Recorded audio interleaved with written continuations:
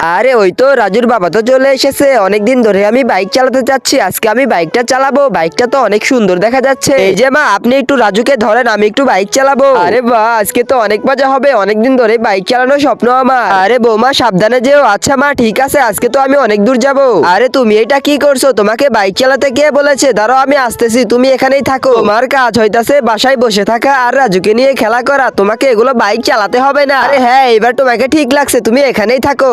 আরে বৌমা তো দেখা যায় মন খারাপ করেছে। আরে বৌমা তুমি রাজুকে আমার কাছে দাও আর তুমি বাইক নিয়ে বাইরে থেকে ঘুরে আসো। আরে বৌমা হেলমেটটা তো নিয়ে যাও, হেলমেটটা নিয়ে বাইরে থেকে ঘুরে আসো। তারপর কি হলো সেটা দেখার আগে, যেই মা সারাদিন কাজ করে আজকে দেখবো সেই মায়ের জন্য কারা কারা ভিডিওতে লাইক সাবস্ক্রাইব করে কমেন্টে মা লিখে যাবে। আর যারা মাকে ভালোবাসো না তারা ভিডিও থেকে দূরে থাকো। আরে বাহ, ফাইনালি তো আমি গাড়িটা চালাতে পারছি। আর গাড়ি চালিয়ে তো আমার অনেক মজা লাগছে। অনেক দিনের স্বপ্ন আজকে আমার পূরণ হয়ে গেল। আজকে তো লং ড্রাইভে যাব।